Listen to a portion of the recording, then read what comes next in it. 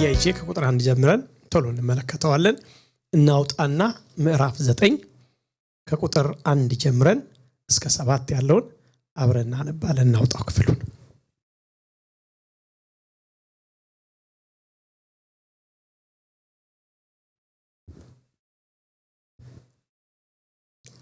ከከለዳውያን መንግስት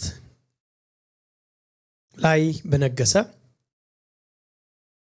በሜዶን ዘር በነበረ በአሾራዊስ ልጅ በዳሪዮስ በመጀመሪያ ዓመት በነገሰ በመጀመሪያው ዓመት እኔ ዳንኤል የኢየሩሳሌም መፍረስ የሚፈጸምበትን 70ውን ዓመት እግዚአብሔር በቃሉ ለነብዩ ኤርሚያስ የተናገረውን የዓመቱን ቁጥር በመጽሐፍ አስተዋልኩ። ማቅ ለብሼ በአመድ ላይ ሆኜ ስጾምና ስጸልይና እለምን ዘንድ ፊቴን ወደ ጌታ ወደ አምላክ አቀናው። ወደ አምላኬም ወደ እግዚአብሔር ጸለይኩ። ተናዝዤም እንዲህ አልኩ፣ ጌታ ሆይ ከሚወዱና ትእዛዝን ከሚፈጽሙ ጋር ቃል ኪዳንና ምሕረትን የምትጠብቅ ታላቅና የምታስፈራ አምላክ ሆይ ኃጢአትን ሰርተናል፣ በድለናል፣ ክፋትን አድርገናል፣ አምፀናል፣ ከትእዛዝና ከፍርድ ፈቀቅ ብለናል።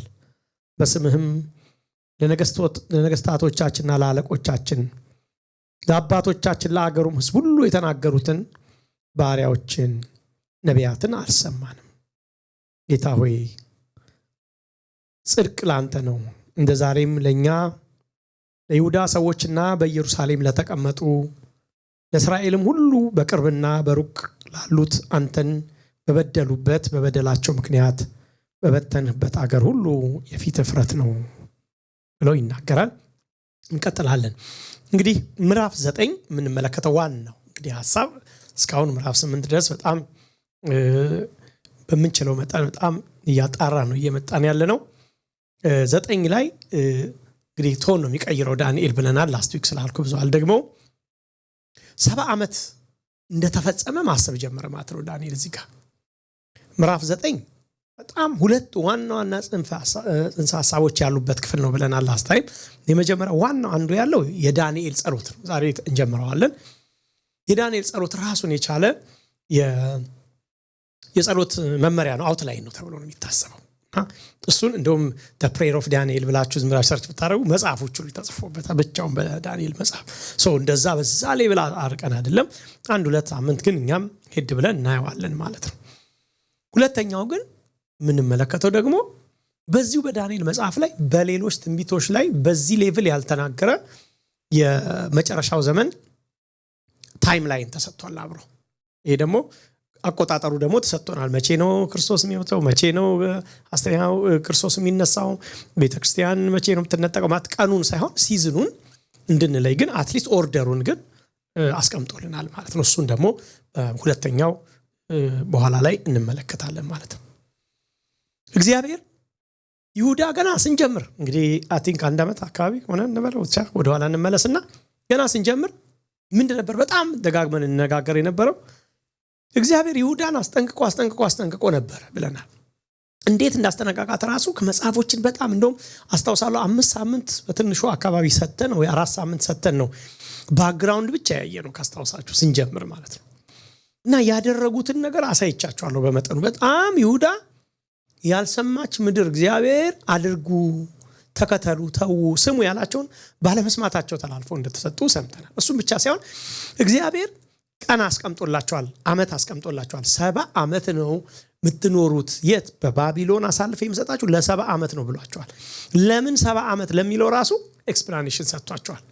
ምክንያቱም ደግሞ ነግሬያቸዋለሁ። ምን ነበር የምታስታውሱ ከሆነ ሲያርሱ የነበረበት ከኢያሱ ዘመን ጀምሮ ቆጥሮ 490 ዓመት ዓመቱን በየ7 ዓመቱ አሳርፉ ሲላቸው ኖ ተው፣ አክብሩ፣ በየ7 ዓመቱ አንድ ዓመት የረፍት ጊዜ አርጉ፣ እኔን ቀድሱ፣ እኔን አክብሩ፣ በዓላትን አክብሩ ሲል 490ን አባዛና እግዚአብሔር ለ7 መጣለት ማለት ነው።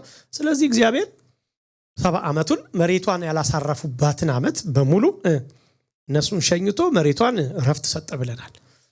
አሁን እዚህ ጋር የምንመለከተው እውነትም 70 ዓመት ሊሞላ ነው። እኔ በጣም እያነበብኩት እየገረመኝ ነበር። 70 ዓመት እውነትም ሊሞላ ነው። ባለፈው ሳምንት ምን አሳይቻችኋለሁ?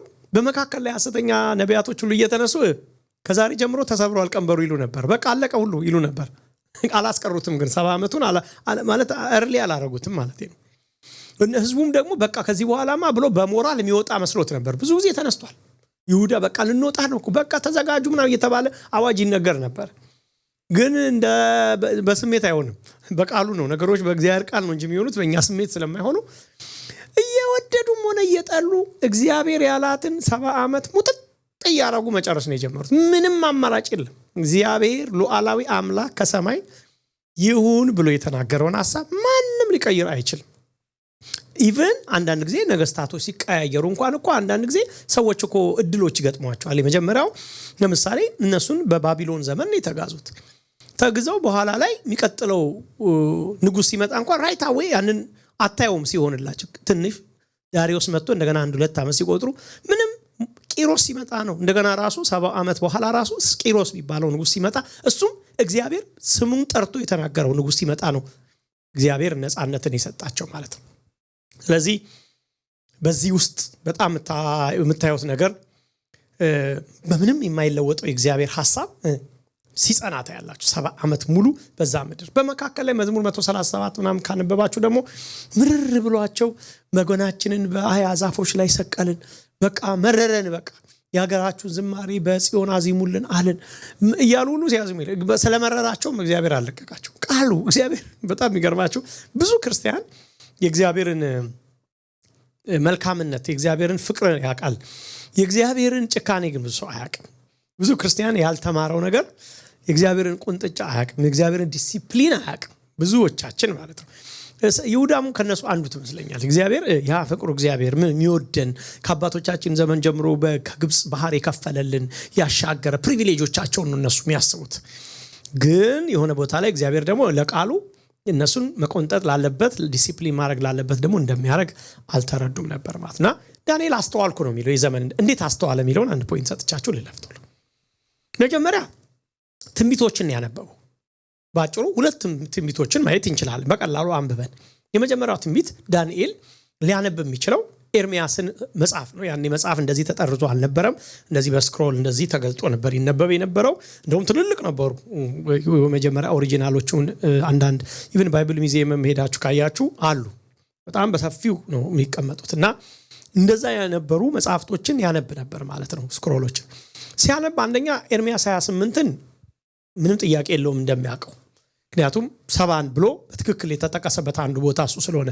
ኤርሚያስ 25 ይቅርታ ቁጥር 8 ጀምሮ ስለዚህ የሰራዊት ጌታ እግዚአብሔር እንዲህ ይላል፣ ቃሌን አልሰማችሁምና እነሆ ልክ የሰሜን ወገኖች ወደ ባሪያዬም የባቢሎን ንጉስ ናቡከደነጾር ወስዳለሁ። አያችሁ ስም ጠቅሶ በዚያ ምድር በሚቀመጡባቸው ሰዎች በዙሪያ ባሉ በእነዚህ አሕዛብ ሁሉ ላይ አመጣባቸዋለሁ፣ ፈጽሜ ማጠፋቸዋለሁ፣ ለመደነቂያና ለማፏጫ ለዘላለም ባድማ አደርገዋለሁ። ከነርሱም የእልልታን ድምፅ፣ የደስታን ድምፅ፣ የወንድ ሙሽራ ድምፅና የሴት ሙሽራ ድምፅ፣ የወፍጮንም ድምፅ፣ የመብራትንም ብርሃን አስቀራለሁ። ምን ዲስትራክሽን ምድሪቷ ላይ የሚመጣውን ዲስትራክሽን ለማያሳየት ነው። ይቺ ምድር ሁሉ ባድማና መደነቂያ ትሆናለች። እነዚህንም አሕዛብ ለባቢሎን ንጉስ 70 ዓመት ይገዛሉ ብሎ ተናግሯል ማለት ነው። አንደኛ እሱን ማየት እንችላለን። እሱም ብቻ ሳይሆን ደግሞ ኤርሚያስ 29 ላይ ደግሞ ተናግሯል። እንደውም ኤርሚያስ 29 እንደውም አተራረኩ ያሳዝናቸዋል። ኤርሚያስ መጀመሪያ ማስጠንቀቂያ ሰጥቷል ታውቃላችሁ። ከዛ በኋላ ደግሞ እንደገና ወደ ግብጽ ሁሉ በጥገኝነት ሄዶ ያውቃል። ከዛ እንደገና ከተጋዙ በኋላ ደግሞ ደብዳቤ ጽፏል ወደዛ። አክቹአሊ ግን እዛው ቦታው ላይ የነበሩበት አገር ግን የነበረ ያገለግላቸው የነበረ ነብይ ማን ነው? ቦታው ላይ እዛው ተገኝቶ ሕዝቅኤል ነበር። የሕዝቅኤል መጽሐፍ ስታነቡ ባቢሎን ውስጥ የነበረ ነብይ ነው ሕዝቅኤል። እግዚአብሔር አብሮ ቢልካቸውም ወደዛ ምድር አግዞ ቢልካቸውም አብሮ ምን ላከላቸው? ነብይም ይዞ ላከላቸው፣ መልእክተኛም አብሮ ልኮላቸው። የእግዚአብሔርን ቸርነት ነው በዚህ ውስጥ የምትመለከቱት። ኤርሚያስ ግን መልእክቱ ቀጥሎም ደግሞ እንደተላከ እንረዳለን እና አንዱ የላከው ምዕራፍ 29 ላይ ነው። ነብዩ ኤርሚያስ ወደ ተረፉት የምርኮ ሽማግሌዎች ወደ ካህናቱም ወደ ነቢያቱ ናቡከደነጾር ከኢየሩሳሌም ወደ ባቢሎን ማርኮ ወደ አፈለሰውም ሕዝብ ሁሉ ከኢየሩሳሌም የላከው ደብዳቤ ቃል ይህ ነው። አሁን ከኢየሩሳሌም ላከ። የእስራኤል አምላክ 29 ነው ማነበው ቁጥር 4 የእስራኤል አምላክ የሰራዊት ጌታ እግዚአብሔር ከኢየሩሳሌም ወደ ባቢሎን ለማረካቸው ምርኮኞች እንዲህ ይላል። ባቢሎን እያሉ ማለት ነው 1 4 5 እንትን የሰጣቸው መተዳደሪያ ደንብ እንበለው በዛ ምድር ስትኖሩ እንዲህ አልኩ። አንደኛ ቤት ሰርታችሁ ተቀመጡ፣ አትክልት ተክላችሁ ፍሬዋን ብሉ፣ ተጋቡ፣ ወንዶችና ሴቶች ልጆችን ውለዱ፣ ወንዶችና ሴት ልጆቻችሁንም አጋቡ፣ እነርሱም ወንዶች ሴቶችን ልጆችን ይውለዱ፣ ተባዙ ማለት ነው እንደ ባጭሩ። ከእርሷም ሰላም ይሆንላችኋልና ወደ እርሷ ላስማርካችሁ ከተማ ሰላምን ፈልጉ፣ ስለ እርሷም ወደ እግዚአብሔር ጸልዩ። የእስራኤል አምላክ የሰራዊት ጌታ እግዚአብሔር እንዲህ ይላል፣ በመካከላችሁ ያሉ ነቢያትና ሟርተኞቻችሁ አያታሏችሁ አይደል? እሱ አንዱ ቻሌንጃቸው እሱ ስለነበር እናንተም የምታልሙትን ህልም አትስሙ። እግዚአብሔር እንዲህ ይላልና 70 ዓመት በባቢሎን በተፈጸመ ጊዜ እጎበኛችኋለሁ። በቃ 70 ዓመት ነው አሁን አለቀ። በዛ ምድር እያሉ ራሱ ተረጋጉ ነው እግዚአብሔር ያለው። አይገርማችሁም? እግዚአብሔር አሁን እዛ ውስጥ ሆናችሁ ተረጋጉ ይባላል እንዴ? ተረጋጉ፣ ረጋ ብላችሁ ኑሩ። እንደውም አንዳንዶቻችሁ ተማሩ፣ ፕሮፌሽናችሁን በደንብ እንትን አጠናክሩ። አንዳንዶቻችሁ ግብርና ከሆነ በደንብ፣ አንዳንዶቻችሁ ደግሞ ሪሌሽንሺፕ ጀምሩ፣ አግቡ። አንዳንዶቻችሁስ መውለድ ተባዙ፣ ብዙ ተባዙ እዛ ምድር ላይ። ምክንያቱም በባዕድ ምድር ላይ እንዴት ነው እንዳይሉ ማለት ነው። እንደውም ጭራሹ ነው ለዛች ከተማ ለምትኖሩባት ራሱ ቀላል ዓመት አትኖሩም እኮ ነው አባባሉ። ሰላምን ፈልጉ። ለምን? በሰላም ገና አላ 70 ዓመት ስላለ እዛው ልታረጅ ስለሆነ እዛው ማርጀት ስለማይቀር ሰላም ፈልጉ እዛች ከተማ ላይ ለሰላም ለዛች ምድር ሰላም ጸልዩ። የማርተኞቻችሁ እዛ ትወጣላችሁ በቃ አለቀሽ ምናምን የሚሉትን አትስሙ። ለምን? እነሱ ቶሎ ትወጣላችሁ ማታለል ነው፣ 70 አለ ገና ነው እያለ ነው እግዚአብሔር። ስለዚህ ግን እግዚአብሔር ተስፋን ሰጣቸው። የተስፋ አምላክ እውነት እግዚአብሔር ሁለት ነገሮች ላይ አያችሁት እዚህ ጋር የምታዩት። መጀመሪያ እግዚአብሔር እውነት ላይ ያተኩራል። እግዚአብሔር አይዋሽም ሰውን። በጣም የእግዚአብሔር ባህሪ አንዱ የሚገርም ዲሲቭ አያደርግ። እግዚአብሔር ዲሲቭ አያደርግ ወይ ደግሞ እግዚአብሔር ማንንም በውሸት አይመራም። የሚገርማችሁ እንደዚህ ያደርጋለሁ እሺ እያለ እያታለለ የሚመራ አምላክ እውነት ነው የሚነግረው። ለዚህ ነው ጌታ ኢየሱስ ክርስቶስ ይመስለኛል ደቀ መዛሙርት ልትሄዱ ትወዳላችሁ እናንተም አለ ከአንተ ወዴት በሉ ተከተሉ። እንዲህ ነው ማለት ጉዞ እንደዛ እንደሆነ ነው የምንመለከተው። ግን ደግሞ ተስፋም አለው አብሮ ምን 70 ዓመት በተፈጸመ ጊዜ እጎበኛቸዋለሁ። ከዛስ ለእናንተ ማስባትን ሐሳብ እኔ ያውቃለሁ። አሁን እዚህ ውስጥ በእውነት አሁን እግዚአብሔር ያስብልኛል ይባላል። አሁን እግዚአብሔር ካሰበላቸው ምንድነው ማድረግ ያለበት? ቶሎ ማውጣት። ምንድነው ማድረግ ያለበት? በቃ ቃሉን ደግሞ ቀይሮ ኮምፕሮማይዝ አድርጎ በቃ እንደው 70 ነበር ያልኩት ግን ዋሳዘናችሁኝ እንደው ምን ላድርግ እንደው 30 ቢሆን በቃ ይበቃቸዋል ነበር ምን ጠብቀው የማይቀየር ቃል ይገርመኛል። እግዚአብሔር ቃል በቃ እግዚአብሔር አስልቶ ስለሆነ የላካቸው ምንም እንኳን ቢወዳቸው ምንም እንኳን በምህረት ልብ ቢያያቸውም እግዚአብሔር መጨረስ ያለባቸውን ይችን ዓመት ግን እንዲጨርሱ ወስኖባቸው ነበር። ለእናንተ ማስባትን ሐሳብ እኔ ያውቃለሁ ፍጻሜና ተስፋ ሰጣችሁ ዘንድ የመልካም ብዙ ጊዜ እንጠቅሰዋለን። ይህን ጥቅስ ግን ምን ጠቅሰው ለምንድን ነው የምንጠቅሰው? ለእናንተ ማስባትን ሐሳብ እኔ ያውቃለሁ ፍጻሜና ተስፋ ሰጣችሁ ዘንድ የመልካም ሐሳብ ነው የክፉ ሐሳብ አይደለም ተብሎ ስለተጻፈ ወንድሜ ከዚህ ውስጥ አሁን ትወጣለህ ነው የምንጠቀምበት። ግን እውነቱን ከሆናችሁ ሐሳቡ ለእናንተ ማስበውን ስለማቆይ ነው ሐሳቡ ማለት የተጻፈው። እንግዲህ ይሄ ነው ከባዱ የሰባኪ ነገር ክብደቱ። እዚህ ጋር መነጋገር እንችላለን ወይ ነው የሚናገረው። ቆያለ ግን አንድ መርሳት የለም። በዚህም ውስጥ እየቆየ ግን ማስብልን ግን እኔ ያውቃለሁ ትቼ ማለት አይደለም። እዚህ ውስጥ ቆየ ማለት በዚህ ውስጥ ተውኩ ማለት ግን እዚህ ውስጥ ትቼ አለው እንደፈለክ እንደ ፍጥርጥር እያልኩኝ አይደለም። ዓላማ አለኝ አንተ ላይ ልሰራበት ያሰብኩት ነገር አለ። ክብሬን ልገልጥ ያሰብኩት ነገር አለ። ልጠቀም ፐርፐዜን ሚሽኔን እፈጽማለሁ። በዛ እስከዛ ድረስ ነው የምትቆይ። ከወሰንኩት ቀን ሰይጣንም ማያዘገይም ሁኔታዎችም ማያዘገይም። እኔ ያሰብኳት ሲዝን አለች። እሷ እስከምትመጣ ጠብቅ። ተስፋ ነው ውስጡ። ይሄ ተስፋ ነው እናንተ ማስባትን ማለት አንዳንድ ነገሮች ቶሎ አልመለስ ሲሉን እግዚአብሔር የረሳን ነው የሚመስለው ብዙ ጊዜ አይደል? የረሳን ግን ምን ማስባትን አቀ እያሰብኩ ነው አይዞ ማለት ምን ይያል በኔ ፕላን ውስጥ ነው ይሄ እየደረሰ ያለው ሚል ሐሳብ ይነግራቸዋል። ላስት ዊክ የተወሰነ ስላነሳን አልቆይም ከዚህ በላይ። እንግዲህ ሌላ ሊረዳ የሚችለው ምንድነው? የመጨረሻ ሊያቅ የሚችለው ይሄ መጽሐፎችን በማንበብ ብቻ አይደለም። ልክ ነው መጽሐፍት ነው አሁን የሚያነበው። ግን ሌላ ምልክት ሊሰጠው የሚችለው የቂሮስ መምጣት ነው አይደል? ምክንያቱም ከባቢሎን በኋላ ዳሪዮስ ከዛ ቂሮስ ነው። ምንም እንኳን ዳሪዮስ በመጀመሪያ በዚች ዳንኤል ባለበት ባቢሎን ይንገስ እንጂ ቂሮስ ኖን የሆነ ሰው ይታወቃል። በሌሎች አካባቢዎች የሚታወቅ ሰው። ስለዚህ ምንድነው አሁን የገባው ነገር? ኢሳይያስ 44ን ወደ ኋላ ማየት ይችላል ማለት ነው። ማሰብ ይችላል። ምንድነው አንዱ ልንረዳው የምንችለው? ቂሮስ እርሱ እረኛዬ ነው፣ እርሱም ኢየሩሳሌምን ትታነጻለሽ፣ ቤተ መቅደስም ይመሰረታል ብሎ ፈቃዴን ሁሉ ይፈጽማል እላለሁ። ይላል ስለ ቂሮስ ራሱ ኢሳይያስ 45 ብዙ ጊዜ የምናነበው ለቀባውት ቀኝ እጁን ለያዝኩት ለቂሮስ እንዲህ ይላል በፊቴ እሄዳለሁ ተራሮችን ትክል አደርጋለሁ የናሱን ደጆች እቆርጣለሁ የብረቱን ሞራዎች ሰብራለሁ ምናምን የሚለው ለቂሮስ ለንጉስ ነው ለአሕዛብ ንጉስ የተነገረ ነው። ግን ባጭሩ ምንድነው እግዚአብሔር በቃ ሲልም ደግሞ ንጉስ አለው ማስፈጸሚያ ያውቃለሁ። እግዚአብሔር ተማረኩም ሲል ሰው አለው ያንን የሚያስፈጽሙ። እግዚአብሔር ተማረኩ ሲል ማለት ነፃ ሁኑም ሲል ደግሞ ሰው አለው። እኔ የሚገርመኝ ነገር ሉዓላዊ ነው እኮ ዳንኤል መጽሐፍ በጣም ይገርመኛል። በጣም ዲቴይልም ስታዩት ከመጀመሪያ ተመልከቱት እስቲ። ማንም ከሱ በላይ ሆኖ ስማርት የለም። በቃ የእግዚአብሔርን ሐሳብ የሚጻረር ማንም እኔ ነኝ የሚል የለም። ንጉስ እንኳን አሸንፎ የመጣው ሲል የሱን ፈቃድ ሊፈጽም የመጣ ባሪያው ነው ለካ። አይገርማችሁ? የለም እኛ አሁን በዚህ ዘመን ስንኖር አሁን ስለ ነገስታት ያለን አመለካከት አለ አይደል? ነገስታት አንዳንድ ጊዜ ማን ነው ፈቶ የለቀቀብና አይነት አስተሳሰብ ይገጥመናል አይደል? እንደዛ አይነት ጨካኝ ንጉሶች በተነሱበት ዘመን ላይ በነ ጳውሎስ ዘመን እኔ በእነሱ ዘመን ያለ ጨካኝ ንጉሶችን እኛ ኤክስፒሪየንስ አድርገናል ብዬ አላስብም። በጣም ከባድ ጨካኞች ነበሩ፣ መሰሪዎች ነበሩ።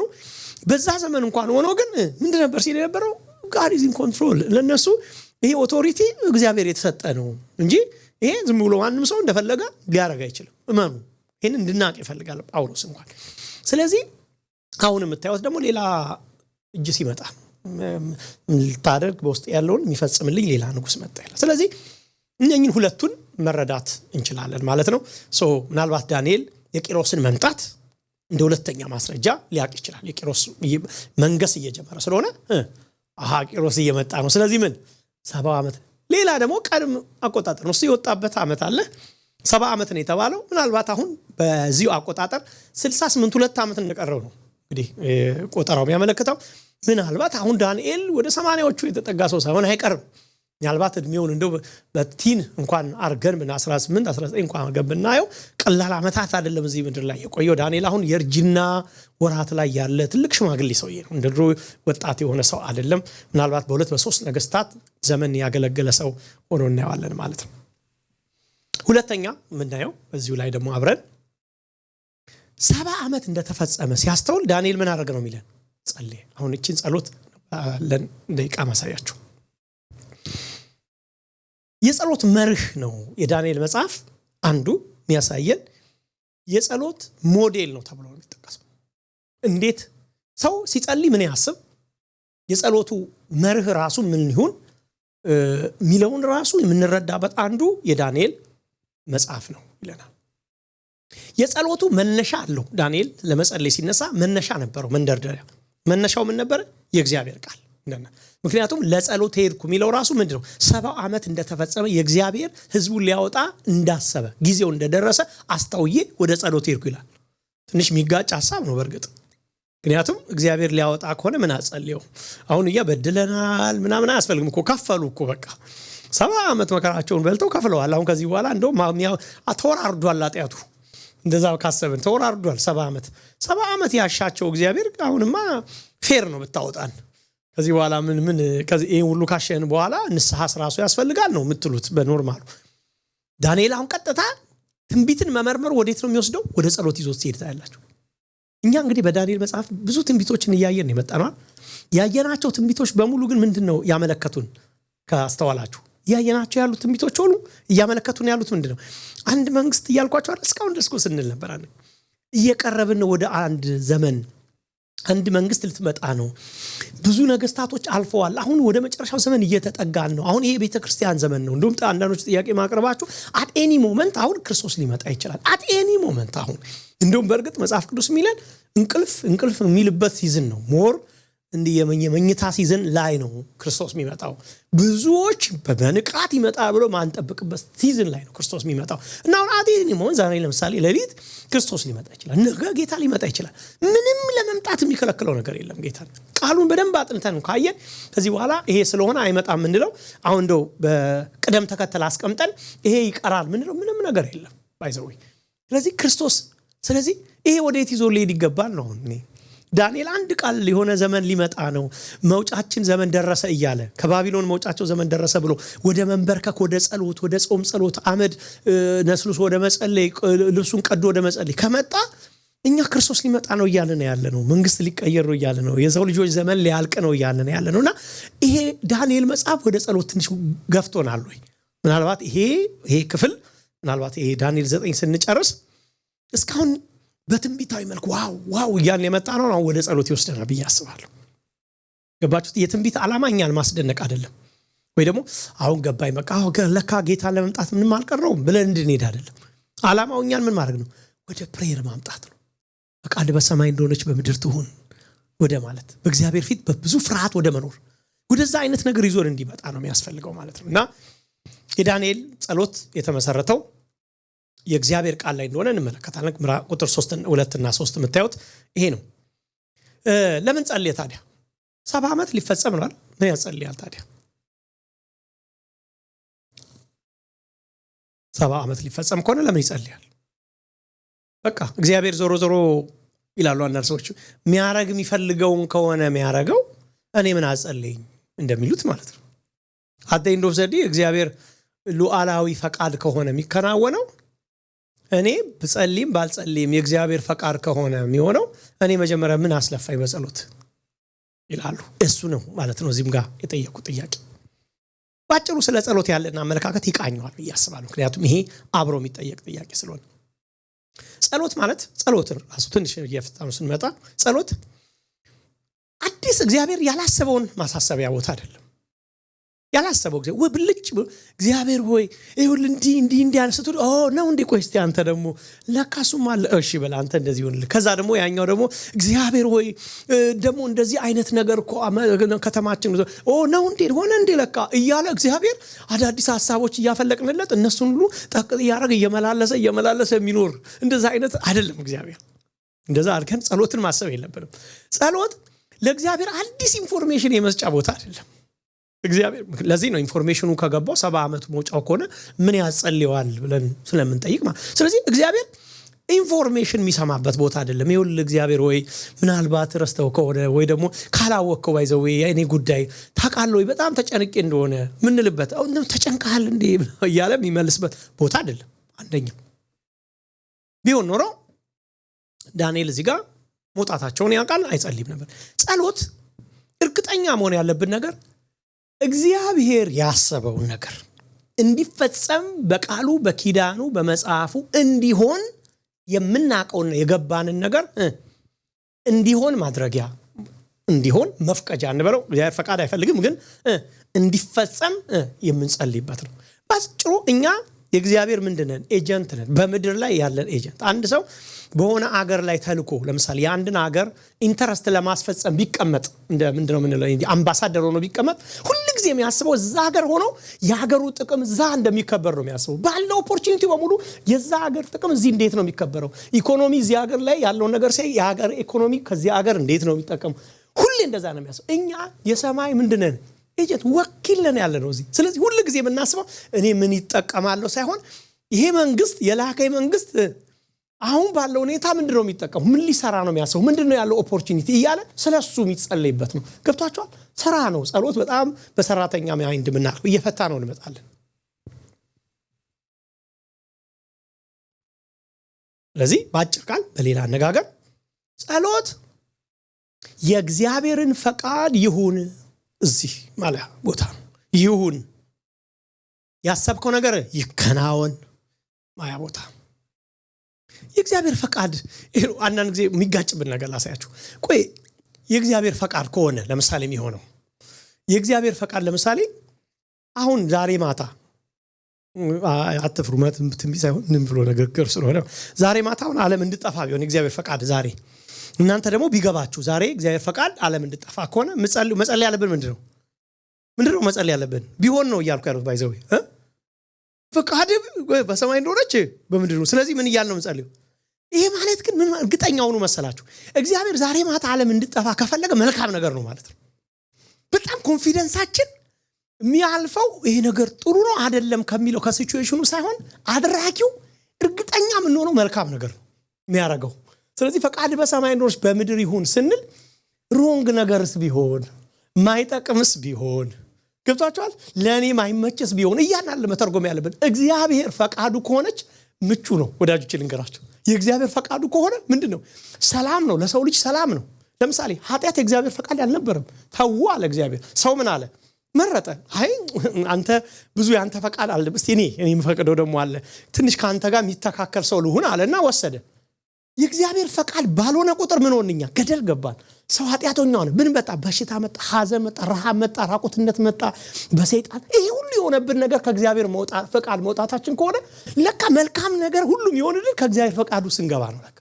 አያችሁ። ስለዚህ የእግዚአብሔር ፈቃድ ሲባል አንዳንዴ ሰው የሚያስበው ምንድነው? በቃ ማጥፎ ነገር ውስጥ መግባት አድርጎ ያስባል። እግዚአብሔር ጋር እኮ መጥፎ ነገር የለም ታውቃላችሁ። እግዚአብሔር ጋር እኮ ክፉ ነገር የለም እኮ። እግዚአብሔር ጋር እኮ ጎጂ ነገር እኮ የሚባል ነገር የለም። በእግዚአብሔር ፈቃድ ውስጥ መግባት ኢቭን ለጊዜው አሁን እነኚህ ሰዎች 70 ዓመት ቆዩ አለ። ሲታይ መልካም ነገር አይደለም፣ ግን ኦቨርኦል ስታሰሉት ግን እንገራችሁ ነኝ እግዚአብሔር ይሁዳን እዛ ጋር ኮንፍሮንት ባያረጋት ኖሮ መልካም ነገር ከዛ አይወጣም ነበር ብለናል። ሞክራብ የወጣው ፈሪሳዊና ሰዲቃዊና የወጣው ጻፎች የወጡት ኢቭን ይሁዳ እንደ ይሁዳ ተጣርታ የቀጠለችው ራሱ እዛ ጋር እግዚአብሔር ዲሲፕሊን ስላደረጋቸው። እግዚአብሔር በሚያደርገው ነገር መጀመሪያ ጸሎትን ስናስብ ምን ጸልዮ ጸሎትን ምን ጸልይ አምላክ ምን ወደሱ ምንጮህ አምላክ ምንድነው?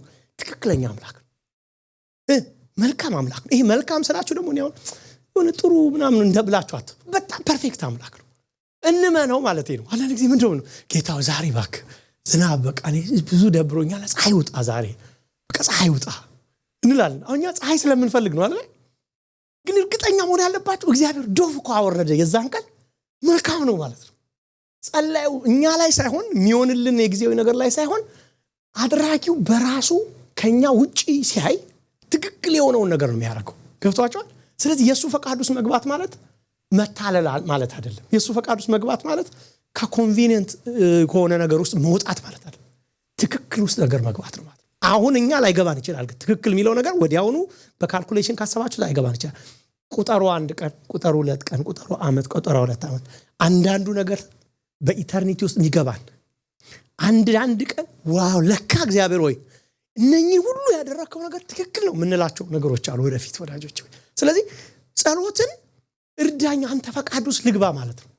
የሰው ልጅ ችግር ሰው ልጅ ቁልቁል ያወረደው ነገር ከእግዚአብሔር ፈቃድ ውጭ መሆኑ ከሆነ ወደ እግዚአብሔር ፈቃድ በጸሎት ከገባን ወደ መልካም ነገር እየገባን ነው ማለት ነው። እስቲ ግልጽ ከሆነላችሁ እጃችሁ ያሳይ ማለት ምክንያቱም ይሄ ትንሽ ጌታ ያባርካችሁ ሲምፕል የምትመስል ነች፣ ግን በጣም አጸለያችንንም የጸሎትንም አስተሳሰብ ትንሽ የሚቀይር ማለት ነው። መልካም ነው እግዚአብሔር ምንድነው? መልካም ነው። ያላደረገላችሁ ነገር አለ? እግዚአብሔር ምንድነው? መልካም ነው። የዘጋብን ነገር አለ? ልክ ነው። እግዚአብሔር አይሆንም ብሎ የከለከለ ነገር አለ? መልካም ነው። እግዚአብሔር ኢቭን ያልነገረን ነገር አለ? በጨለማ ያስኬደን ያለው ነገር መልካም ነው። እግዚአብሔር ያልመለሰልን ጸሎት አለ? መልካም ነው አይደል? አንዳንዶች ገብቷቸዋል የሆነ ቦታ ላይ ሲደርሱ እጃቸውን ጭኖ ተናግረዋል። አንዳንዶች የሆነ ቦታ ላይ ስርዓትን አስተማርኪም በዚህ ውስጥ ብለዋል። አት ዘ ኤንድ ኦፍ ዘ ዴይ እኛን ቤኔፊት ያላደረገ እውነቴን ነው የምነግራችሁ። አሁን አይመስለንም ብለኛል። ለእግዚአብሔር ክብር ለሰዎች ደግሞ ጥቅም ያለው ነገር እግዚአብሔር አያደርግም። መጨረሻ ነው አልቲሜት ጎሉ ነው የምነግራችሁ። እግዚአብሔር ይከብራል በዛ።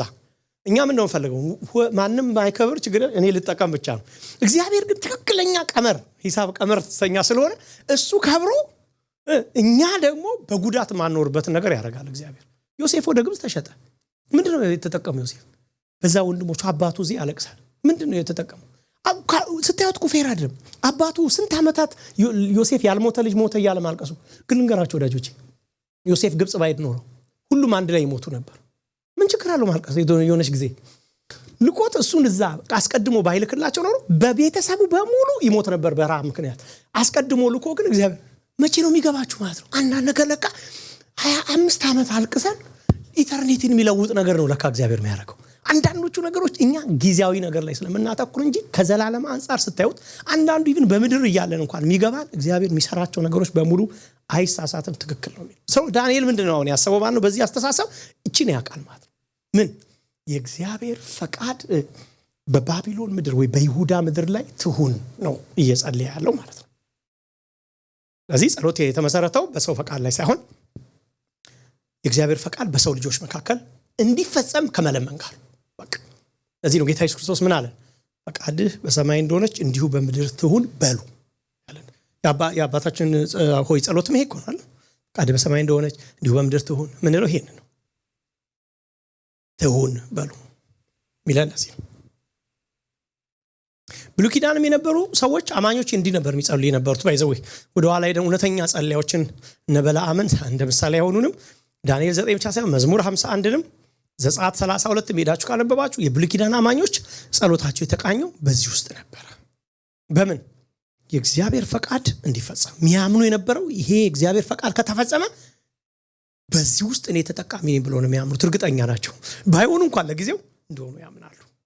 በዚህ ውስጥ እግዚአብሔር ይከብራል ብለው አልቲሜትሊ የመጨረሻ ቤኔፊት የሚያደርገው ትውልድ የእግዚአብሔር ፈቃድ ሲደረግ ነው ሲፈጸም ነው ብለው ያምኑ ነበር። በአዲስ ኪዳንም ጸሎት በመንፈስ ቅዱስ አማካኝነት በእግዚአብሔር ቃል ላይ ተመሰረተን እንዲሆን ይነግረናል። ትክክለኛ ጸሎት ከምን ይጀምራል ማለት ነው? ዝም ብለን ከዚህ ጋር ከትክክለኛ መረዳት አይደል? ከእግዚአብሔር ቃል ነው የሚጀምረው ማለት ነው። ስለዚህ ነው እግዚአብሔርን ቃል ሰው እግዚአብሔርን ቃል በጣም ባወቀ ቁጥር ጸሎቱ እየተስተካከለ ይመጣል። ጸሎቱ እየተስተካከለ ማለት ምን ለምንድን ነው የሚሆነው? እግዚአብሔር ቃል ሰው ሲያቅ እግዚአብሔርን ፈቃድ ያውቃል። እግዚአብሔርን ሰው ፈቃድ ሰው ሲያቅ የእግዚአብሔርን ዓላማ አሁን ዳንኤል እኮ የእግዚአብሔርን ፈቃድ ስላወቀ እኮ ነው 70 ዓመት ሊመጣ ስለሆነ 30ኛው ዓመት ላይ እየጸለየ ቢሆንስ ነው ኪሳራ እኮ ነው። 30ኛው ዓመት ላይ ገና እግዚአብሔር ወይ ህዝብህን ነፃ ይውጣ እንደዚህ አይመስላችሁም? ብዙ ጸሎቶቻችን የኛ ከእግዚአብሔር ቃል የጀመሩ ስለማይሆኑ ቀን ሲዝንን ምን ላይ ስላልሆነ በእግዚአብሔር ቃል ላይ ኪዳን ላይ ተስፋ ላይ ተመስርተን ስላልሆነ 20ኛው ዓመት ላይ ቢሆንስ አሁን እየጸለያሉ ጌታ ሆይ በቃን ቀንበሩ ይሰበርከኛ በቃን ያለ አሁን እየጸለየ እየተወራጨ ቢሆንስ?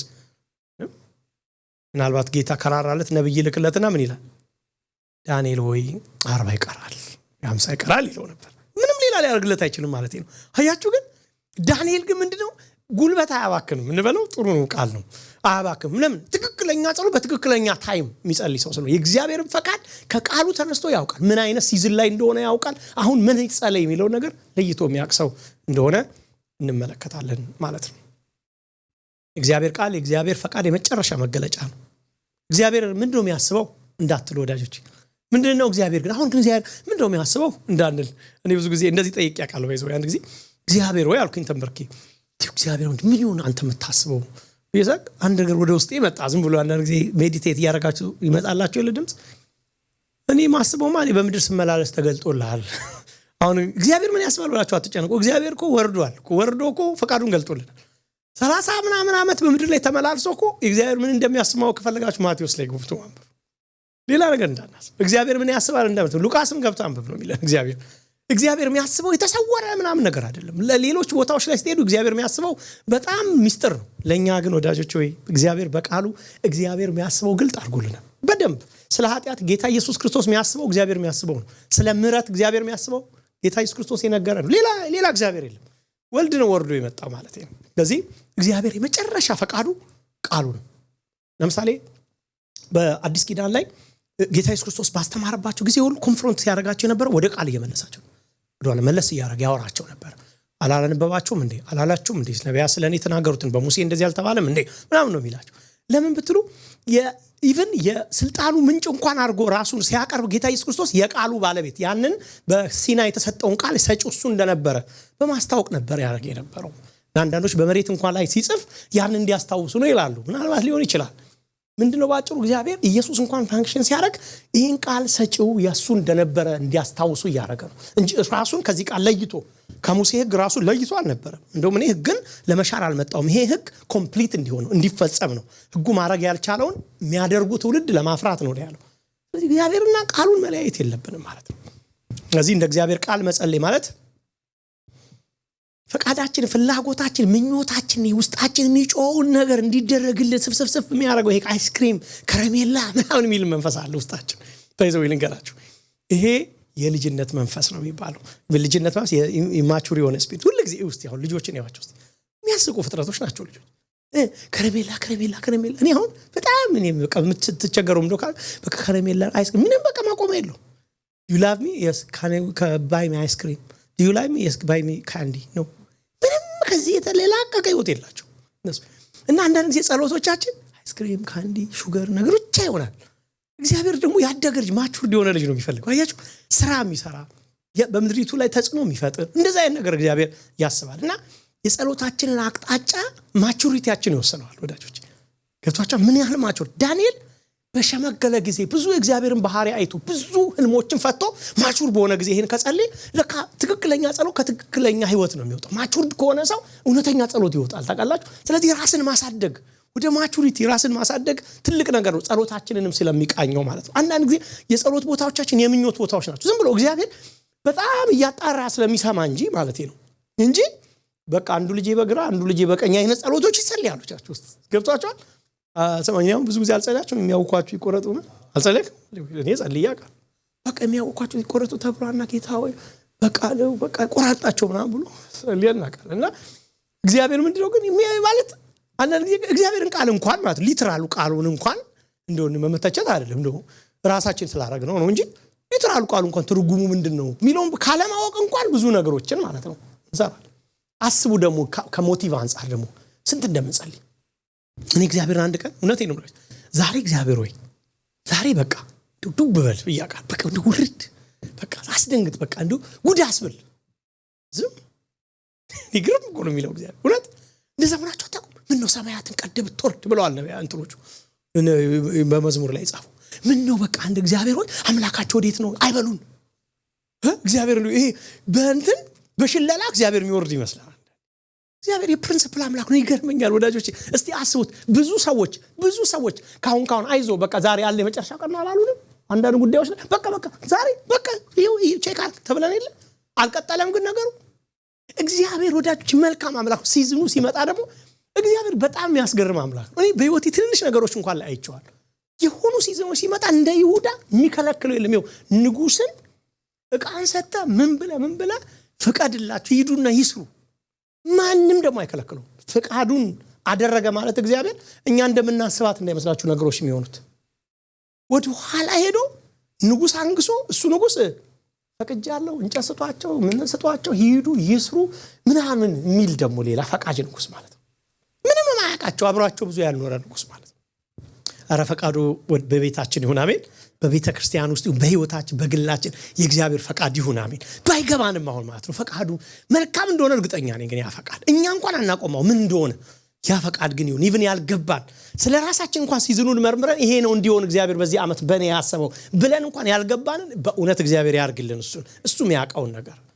ዳዊት ሲጸልይም እንደዚሁ ነው። ኪዳን ላይ ቆሞ ነበር አባቶች ይጸልዩ የነበሩት። አንደኛ ዮሐንስ 5:14 ላይ በእርሱ ዘንድ ያለን ድፍረት ነው እንደ ፈቃዱ አንዳች ብንለምን ይሰማናል ይላል። እግዚአብሔር ይሰማናል ሚለው ቃል ባይዘው እግዚአብሔር አይሰማም ማለት አይደለም። እግዚአብሔር ማምን ጆሮ ያለው ማን ማይሰማው አለ እንደ እግዚአብሔር ግን ምን መስማት ሚለው ቃል በጣም ጥልቅ ነው። እግዚአብሔር እንደ ፈቃዱ አንዳች ብንለምን አሁኑ አሰማም አይደለም። አሁን እግዚአብሔር ለመስራት የሚነሳበት ለድርጊት የሚነሳበት ለምን እንደ ፈቃዱ ነው። እግዚአብሔር ምን ለምነው ሁሉ እንዲሰማልን ብናቆርሱ የለመነው ልመና እንደተቀበልን እናውቃለን። ባይዘው ልንገራችሁ አንዳንድ ጊዜ ነገሮችን ጸልያችሁ ልባችሁ ያስ ብላችሁ ያቀም ሆኗል እንደዛ ብላችሁ ታውቁ በቃ ሆነ ዛሬ ዝም ብለው ወጣ ብላችሁ ያቀም ከባድ ነገር ለምናችሁ በቃ ዛሬ እግዚአብሔር ሰርቶታል ብላችሁ ሁላችሁ ከስሜት ሳይሆን መንፈስ ቅዱስ ያን ኮንፈርሜሽን ያ ጸሎት ብዙ ጊዜ ከእግዚአብሔር ቃል ጋር አላይን ሲያደርግ ነው የሚገርማችሁ። የእግዚአብሔር ቃል የሚደግፈን ሲሆን ሁለት ያለም ሲዝኑ እንደመጣ በመንፈስ ቅዱስ እንረዳ እንዲህ አይነት ጸሎቶች የሚገርማችሁ ማንንም ሳይነግራችሁ በቃ በኮንፊደንስ ተወጣላችሁ ሆኗል ታርፋላችሁ። ከዛ በኋላ መልሱንም ላይታዩ ትችላላችሁ ራይታይ ግን ትሄዳላችሁ ትኖራላችሁ ተረጋግታችሁ እንደ ፈቃዱ ብንለምን ደግሞ እንደሚሰማን እርግጠኞች ነን። ለምን እግዚአብሔር ከፈቃዱ ጋር የተጣረሰ አምላክ ስላለ ዳንኤል ይሄን የከባው ጸሎት አይዟችሁ ከዳንኤል እንደወጣው አታስቡ። ትንሽ መጽሐፉን የዳንኤል በእግዚአብሔር ፈቃድ ውስጥ ሚለው ውስጥ ስለሆንኩኝ ጸሎት ሌላ ስላሴን ትሪኒቲን ኢንቮልቭ ያደረገ መጽሐፍ እንትን ጸሎት አንዳንድ ጊዜ ጸሎት በጣም አቅልለን ምንየው እግዚአብሔር ለጸሎት የሚሰጠው ቫልዩ ስለማናቅ ነው። ንገሩኝ እስቲ አሁን እኛ እግዚአብሔርን ለማግኘት ሌላ ምን እንሳለን? እስቲ አሁን እግዚአብሔርን ፈለግነው እሺ ምን እናረጋለን? መጸለይ እኮ ነው በቃ። ስለዚህ መጸለይን እሱ ማግኛ መንገድ አድርጎ ካስቀመጠው በጣም ሲሪየስ ነገር እኮ ነው ማለት ነው። ባይዘው ልንገራችሁ እኔ መጸለይ አሁን ብዙ ጊዜ የምናገናኝ ምንድነው መጸለይ ሁሉም ይጸልይ የለ እንዴ? ኤቲስትም እኮ ይጸልያል የእንትንም ይጸልያል ምንም ይጸልያል ገብቷችኋል? ጸሎትን ዩኒቨርሳል የሆነ ቋንቋ አርገን ስለምናስበው ነው። አንድ ጻፊ የጻፈው ነገር በጣም ነው ውስጤን ያከኝ። ጸሎት ሰው የትኛውም ሃይማኖት ውስጥ ይሁን አለ የትኛውም ኢንዲቪጁዋል ሰው ይሁን አለ በመከራውም ይሁን በደስታው በሆነ ነገር ውስጥ ይጓ በየትኛው ይጸልያል አለና ለምንድን ነው የሚጸልየው ሲል እንደ ፈቃዱ ላይ ጸልይ ይችላል አለ። ጸሎቱ ላይ ሰማ ይችላል አለ። ጸሎቱ ኢቭን ወደ እግዚአብሔርም የሚሄድ ላይሆን ይችላል አለ። መጸለይን ግን እግዚአብሔር በሰው ፍጥረት ውስጥ የመገናኛ ቋንቋ አርጎ መጀመሪያ ስለፈጠረው የሰው ልጅ ኢቭን ወድቆ እንኳን ይጸልያል። ይገርማቸው ወድቆ እንኳን እግዚአብሔር ብሎ ማይጠራ እንኳን ይቀና ይላል። ለምሬትም ይሁን ቀና ይላል። ካልሆነ ልታቸው አንዳ ትልልቅ ነገስታት በጦርነት ሲሸነፉ ይሳደቡ ነበር እግዚአብሔር።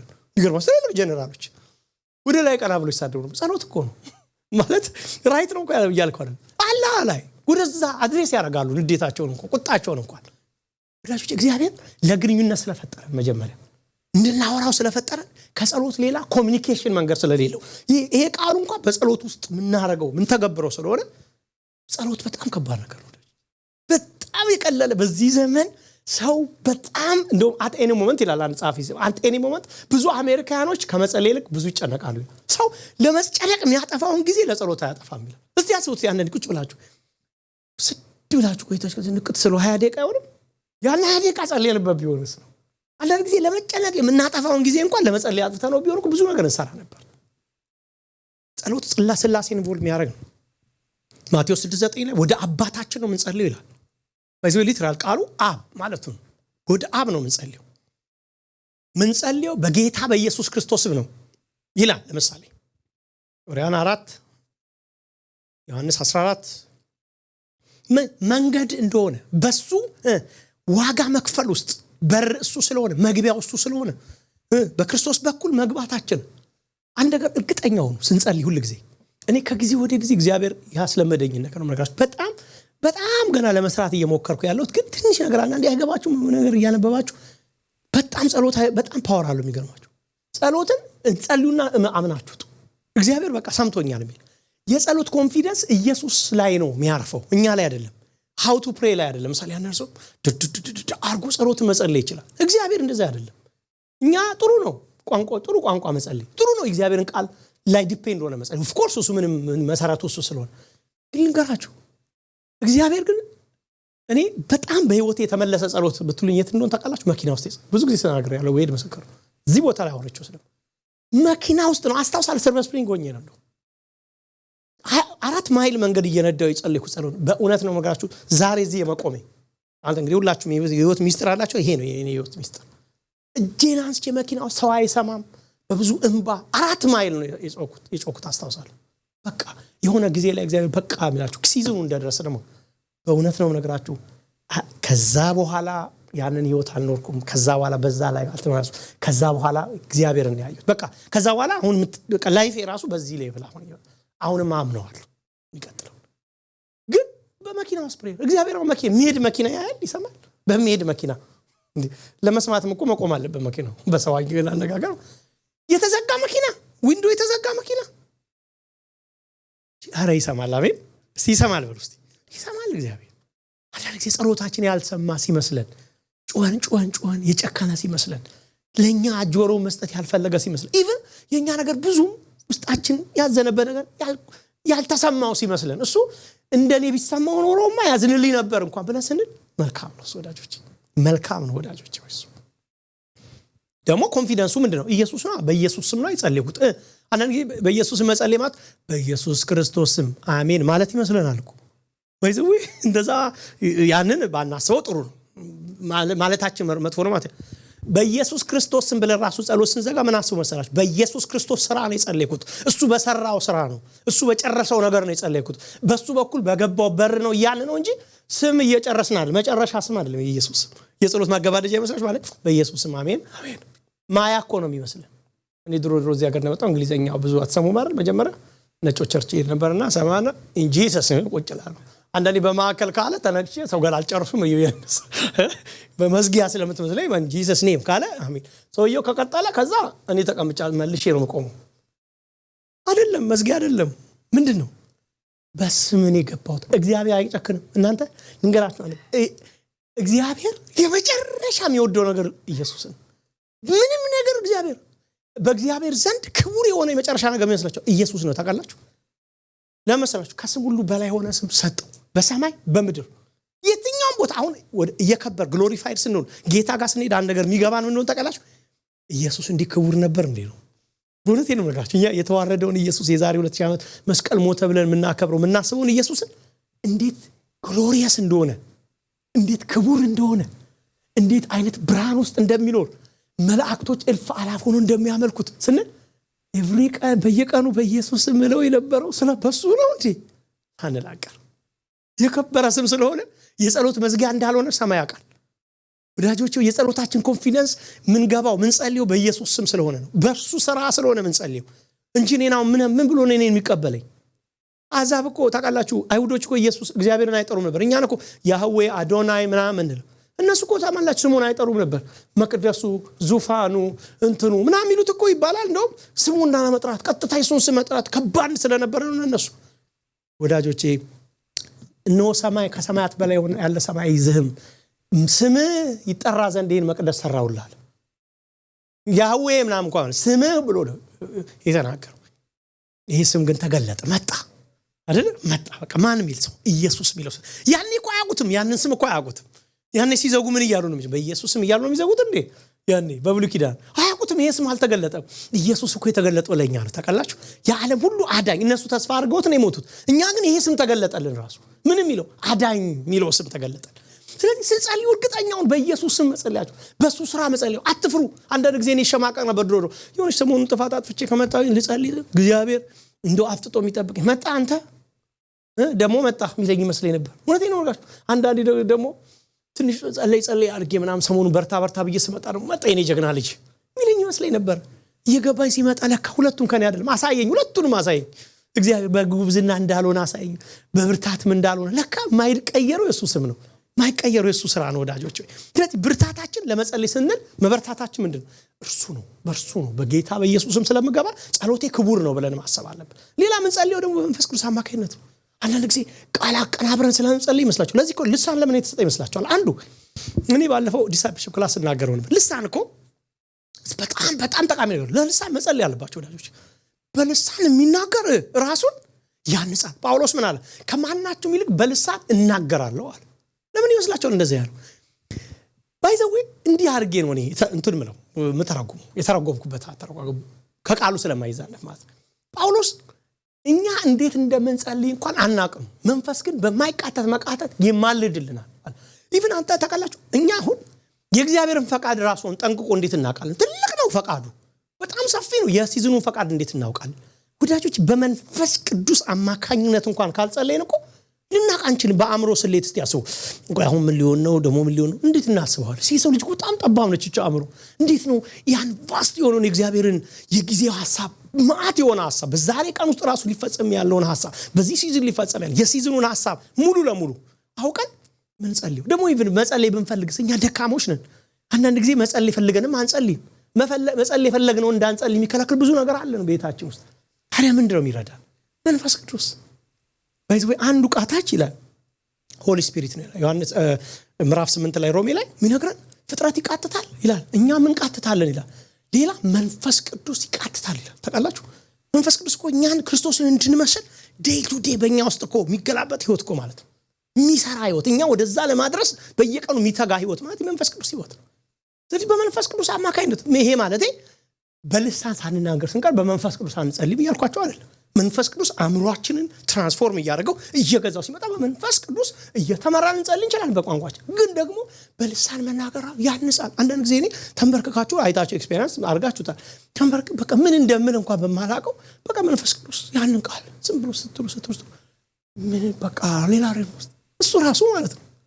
እና አንዳንድ ጊዜ ጋፕ እንደዚህ ነው ማለት ነው የቋንቋ ጋፕ ነው ብለዋል። አንዳንድ ጊዜ እኛ እግዚአብሔር ማውራት እንኳን ማንችልበት አሁን በዚች አማርኛ ነው ከዚህ መለኮት ጋር መገናኘው እና አንዳንድ እሱን ጋፕ ለመዝጋት ይሆናል ልሳን ይሰጠን ይላል። እንዴት ምን እንደምናገርም ሳናቅ እኛን ኦፍ አድርጎ እሱ ካናገረን ዲር መስት ቢሆን ሪዝን ይኖረዋል። ምክንያቱም እኛ በአእምሮ አይደለም ማለት በአእምሮ አይደለም የሚናገረው በመንፈሱ ነው የሚያወራው። አእምሮ ስራ ፈቷል በመንፈሱ ግን ያወራል። ስለዚህ እግዚአብሔር ይሄን እንኳን ያረጋበት አሰራር ለጸሎት ያለውን አክብሮት ያሳየናል። ጸሎት ክቡር እንደሆነ ቋንቋ ሰጥቶ አውራበት ካለ እግዚአብሔር ዝም ብሎ የሆነ ሰው እንት ማለት ነገር አይደለም ሰው ጸሎት ጋር እግዚአብሔር ሲሪየስ መሆኑን ነው የሚያሳየን። አብ ወልድ መንፈስ ቅዱስ ኢንቮልቭ የሚያደርጉበት መንበርከኪያ ቤታችሁን ክሎዚትም ይኑራችሁ አልጋም ጋር ጸልዩ መኝታ ቤትም ጸልዩ ሳሎንም ጸልዩ። አንድ ነገር ግን ሁሌ አትርሱ፣ እዛ ቦታ ስላሴ ያለ እዛ ቦታ አብ ወልድ መንፈስ ቅዱስ ፋንክሽን ያደርጋሉ። እዛ ቦታ አብ ይሰማል፣ በወልድ ስም ይጸልያል፣ መንፈስ ቅዱስ ጸሎትን ያግዛል። ይሄ ማለት አንዱ አይሰማ ማለት አይደለም ይገባቸዋል ኢንጀነራል ግን በዚህ ፋንክሽን እንደሚያደርጉ ግን በደንብ በግልጽ ነው የተጻፈልን ነገር ነው ማለት ነው ሌላ ትክክለኛ ጸሎት ራስን ከማዋረድ ይሄን ብለን እንጨርሳለን ትክክለኛ ጸሎት ራስን በማዋረድና በፍጹም ትህትና የሚደረግ ነው ቁጥር 3 ላይ መታየት ከዛ በኋላ እሱ ነው ማቅ ለበሰ አመድ ነሰነሰ ፍጹም በመጸጸት በውስጥ ሐዘን በፍጹም ፊቴን ወደ አምላክ ያቀናው በእግዚአብሔር ፊት በጣም ሰንሲር ሆኖ በእግዚአብሔር ፊት በፍጹም መቃተት ሲጸልይ ነው የምታዩት አዲስ ኪዳን ይሄንን ቃል በትንሹ ይሄንን ቃል ፈርቨንት የሆነ ፕሬየር ብለው ነው የተረጎሙት በቀጥታ ስንተረጎመው ማለት ነው ዳንኤል ያደረጋቸው በብሉይ ኪዳን ዘመን ሰዎች ሲጸልዩ የመጨረሻ ጸሎትን እንዴ ልበላችሁ አጥብቆ መጸለይ ሰው ሲጸልይ የሚያሳያቸውን ምልክቶች ነው እዚህ የጻፈልን አንድ አይሁድ አጥብቆ ሲጸልይ የሚያረጋቸውን ማለት ነው ሆኖ ሳይ አንዳንዶቹ አይታችኋል አመድ ማቅ ይለብሱ ነበር እና አስቴር ምን ነበር ማቅ ይለብሱ ነበር ከብቶቻቸውን ምን ያደርጉ ነበር አንዳንዶች ከምግብ ይከለክሉ ነበር ጾም ውስጥ ይገቡ ነበር ከምግብ ራሳቸውን ያረቁ ነበር አይደል ከዛስ በኋላ ፍጹም ዲቮትድ መሆናቸው ለዛ ጸሎት ያሳዩበት ምልክት ነበር በአዲስ ኪዳን ይሄንን አጥብቆ መጸለይ ከሚል ጋር አብሮ ተተርጉማል እቺን ብያችሁ ነው መጨረሻው አጥብቆ መጸለይ ምንድነው እሺ ዳንኤል እኮ ጸለየ ብቻ አይደለም የሚለው ማለት ነው እንደ እግዚአብሔር ፈቃድ ጸለየ አይደለም ብቻ አይደለም ይላል አጥብቆ ጸለይ ነው ባጭሩ ይያለን ያለው በቃ ምንም ሌላ ነገር አንለው አሁን ማቅ ለበሰ የሚለውን ማቅ እንልበስ እንትን ዓለም ነው ይያን አንተረጉሙ ባጭሩ ከዳንኤል ጠቅለ የምናቀው ነገር አጥብቆ እየጸለየ ነው ያለው ዝም ብሎ አይነት ጸሎት አይደለም አንዳንድ ጊዜ አንድ ሰው እንደውም አንድ መጽሐፍ ያነበብኩ ነበር እና ዳንኤል ላይ የጻፈ አንድ ሰው ምን አለ ሲጽፍ እኛ ብዙ ቤተክርስቲያኖች እንደ ሕዝቅኤል እንዳያቸው እነኛ አጥንቶች ዴድ የሆኑ እንትን አጥንቶች ያሉበት ጉባኤ ነው አለ እና ብዙ ጊዜ ሰው ጸልዩ ሲል አይጸልይም አለ በቃ ፈርቨንት ነው በእግዚአብሔር በጣም ፓሽኔት ነው ሲባል አይሆኑም አለ እና አንድ ጊዜ ፓስተሩ ቆመና ወንጎኖቼ ወይ አለ እኔ አይደለም አይዘው ያለው ጻፊው ነው ያለው ነው ወገኖቼ ጌታ ኢየሱስ ክርስቶስ ሲመጣ አንደኛ የምትነጥቀው እኛ ቸርች ነች አለ ለምንድን ነው እና ለምን ሲሉ ሙታን ቀድሞ ይነሳሉ ስለሚል ብሏል አንዳንድ ጊዜ የጸሎት ቦታዎቻችን ገብቷቸዋል የሙታን ሰፈር አድርገን ገብቷቸዋል እውነቴን ነው አንዳንድ ጊዜ ፈርቨንት ማለት መጮህ ነው ማለት አይደለም እንዲህ ማለት ለቃሉ ታማኝ ሰውን ማለት ነው ግን ካንዳንድ አለ እንደውም ጻፊው ትክክል የተናገር ካንዳንድ ስቴዲየሞች አለ ሰው እንደ ስቴዲየም ፋን ይሄ እንደ እንትሮች ደጋፊ እንዲጮህ አይደለም ጸሎት ቦታ አለ ግን አንዳንድ ስቴዲየሞች ጋር የሚታዩ ፓሽኖች አለ አንዳንድ የሆኑ እንደዚህ አይነት መጫወቻ ቦታዎች ላይ ሰው ያለው ፓሽኖች ሰው አምላኩን በሚያገኝበት ስፍራ ላይ አለመኖሩን ሳጣ በጣም ነው የምደነቀው የሚል አንድ ጽሑፍ ዳንኤል ላይ ጻፈው ሲጽፍ አይቻለሁ አጥብቆ መጸለይ ምንድነው በአዲስ ኪዳን በእምነት መጸለይ ምን ማለት ነው ልተርጉምላችሁ አጥብቆ መጸለይ የሚለውን የግሪኩን ቃል ያው ቃሉን ሳልችለውም ግን የተረጎሙ ሰዎችን አንብቤ ነው እንደሚሉት በእምነት መጸለይ ነው በእምነት ምን ማለት ነው መጸለዩን ይሰማል አሁን ብሎ መጸለይ እንዴት ያሳርፋል እስቲ አስቡት አሁን አንድ ጸሎት ገብታችሁ ቤታችሁ ጸልያችሁ ተሰምቻለሁ ብሎ ያሰበሰው እንዴት አይነት ረፍት ነው እኛኮ እኔ ራሴን ብዙ ጊዜ ምን ላይ እንደማገኘው ልንገራችሁ እየጸለይኩ ስጨነቅ እንደዛው ናቸው የምታውቁ ካላችሁ ጌታ እግዚአብሔር ሁሉም ምትችል ይሄ ጉዳይ ልና ጭራሹን አሰበውና ረሳው ጸሎቱ ሄጂ ተመልሽ መጥቼ ቅድም ያልኩት እየቀጠለ ብዙ የጸሎት ስፍራዎች እኮ ኢቭን የመጨነቅ አስራዎች እንደውም ሪማይንድ ያደርጉናል ችግሮቻችን ጭራሹን ያሰቡናል እንደውም የረሳሁትን ችግር ተንበርክክ ያሳውቁት ነው ምንድነው ወዳጆቼ ጸሎት ግን በምን እንጸልዩ ነው በእምነት ምን ይለኛል ይሰማኛል እግዚአብሔር በቃ ሌላውን ነገር ተውት ምን እርግጠኛ ነው ይሰማል መጸለዩን ጸሎት ምን ይላል ይሰማል በቃ እርግጠኛ ሆኖ ይሄን ለምን ፈርቨንት ፕሬየር ማለት በእምነት መጸለይ ስለሆነ ማለት ነው ሁለተኛ ደግሞ በእውነት መጸለይ አንዳንዶች እንደ እግዚአብሔር ቃል ስላነሳ ነው የእግዚአብሔርን ፈቃድ የሙጥኝ ብሎ በመንፈስ ቅዱስ ምሪት ታጅቦ መጸለይ ነው ይላሉ በጸሎት ስፍራ ላይ ስኖ ዲፔንድ አትሆኑ በራሳችን እንትን አንዳንድ ጊዜ መጸለይ ስለምንችል ብቻ ቃላት መደረስላችሁ እግዚአብሔር ሆይ እንትኑን ታረግና ካንዳሊ መንፈስ ቅዱስ ለምን አይመራል? ይብቷቸዋል ይምራን ቃሉን እንኳን የሚሰጠን እሱ ነው። አንዳንዴ ተንበርካችሁ ቃል አይሰጣችሁ ለዛ ጸሎት የሚሆን ቃል እኮ የሚያመጣልን መንፈስ ቅዱስ ነው። ሪማይንድ ያደርገናል። ቃሉ ሲመጣው ቃሉን እያነበብን እንጸልያለን። እሱን እንኳን ለማድረግ የሚያበራልን መንፈስ ቅዱስ ነው። ፕሬየር ቦታችን በመንፈስ ቅዱስ ፕሬዘንስ የታጀቡ ሆሊ ስፒሪት ጋይድ የሚያደርጋቸው ሲሆኑ ትክክል እንጸልያለን። ይገርማችኋል ትክክል እንጸልያለን። አጥብቆ የጸልዩ ምሳሌዎች ላሳያችሁና 3 ደቂቃ ጨርሳለሁ። አጥብቆ የጸልዩ ምሳሌ አጥብቆ መጸለይ በእምነት መጸለይ ነው ብያችኋለሁ አይደል? በፓሽኔት ሆኖ መጸለይ የእግዚአብሔርን ፈቃድ የሙጥኝ አያችሁ። አንደኛ የእግዚአብሔር ፈቃድ ብያችሁ፣ ሁለተኛስ ይሄ ዝም ብሎ ከፈለክ አርገው ከፈለክ አታርገው ነገር አይደለም። አሁን ዳንኤል ምን ማቅ አስለበሰው ታዲያ? እንደዛ ከሆነ ምን አጾመው?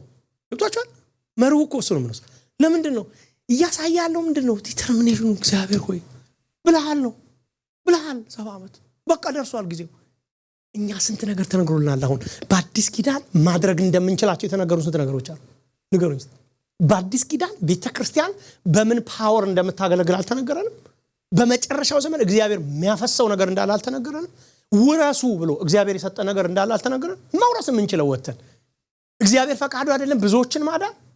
እግዚአብሔር ፈቃዱ አይደለም ብዙዎችን ማጥመቅ? እግዚአብሔር ፈቃዱ አይደለም አጋንንት እንዲወጣ? እግዚአብሔር ፈቃዱ አይደለም ሰዎች የእግዚአብሔር ክብር ሲገለጥ እንዲያዩ አይደለም? ካልሆነ ማቆም አለብን ጸሎታችን። አይደለም ብለን ከተስማማ ነው ብለን ካመን ግን የሚጎለን ፈርቨንት ፕሬየር ነው ማለት ነው።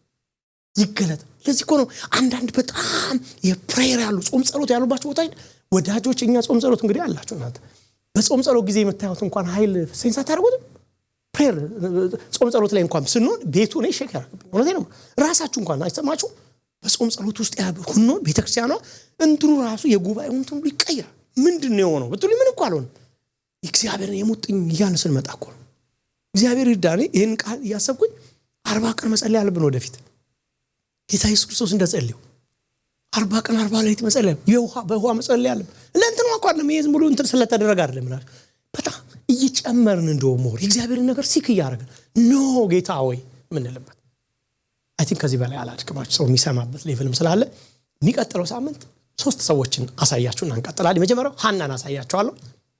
የሐና ጸሎት፣ ሁለተኛ የኤልያስ ጸሎት እንደ ምሳሌ ነው ማሳያችሁ። ከዛ ደግሞ ሶስተኛ የኢየሱስን ጸሎት አሳያችኋለሁ። እንዴት ፈርቨንት የሆነ በእግዚአብሔር ፈቃድ ላይ ተመረኮዘ ግን ምን የመናጠቅ ጸሎት ነው። በቃ ነው እግዚአብሔር ሆይ ይሁን ነው ፈቃድ በሰማይ እንደሆነች በምድር የሚል አላሳልፍም አይነት ጸሎት ሲጸልይ ደግሞ ታያለ። ኢየሱስ እንኳን በእርሱ በስጋ ወራት ከሞት ሊያድነው እንደሚችል በብርቱ ጩኸት ከንባጋ ጸሎትና ምልጃን አቀረበ ይላል። ኢየሱስ ምን ያስለቅሰዋል? ያ የጸሎት ሞዴል እያሳየን ካልሆነ እሱ አሁን በእውነት እግዚአብሔር አባቱ እንደሚያደርግ ስለሚጠራጠር ነው እሱ የሚያለቅሰው። ግን እየነገረን ያለው ጸሎት አንድ በርስ ታንኳኳ አንዳንድ ሰው እንደዚህ ያንኳኳል ብሏል። እንደዚህ ያንኳኳ ሰው ቤታችሁ መጥቶ አርጎ ይሄደ ይልም እኮ ማንኳኳት የሚለው ራሱ ጌታ ኢየሱስ ጸሎትን የተረጎመ ነው። አንዳንድ ሰነፍ ከሆነ አርጎ ያሉ ብሎ ይሄዳል። ጎበዙ ደግሞ አረዚህ ቤት ይላል ደግሞ ይጨምራል። ፈርቨንት ፕሬየር ኔክስት እናየዋለን። እንጸልይ ቆመን እስቲ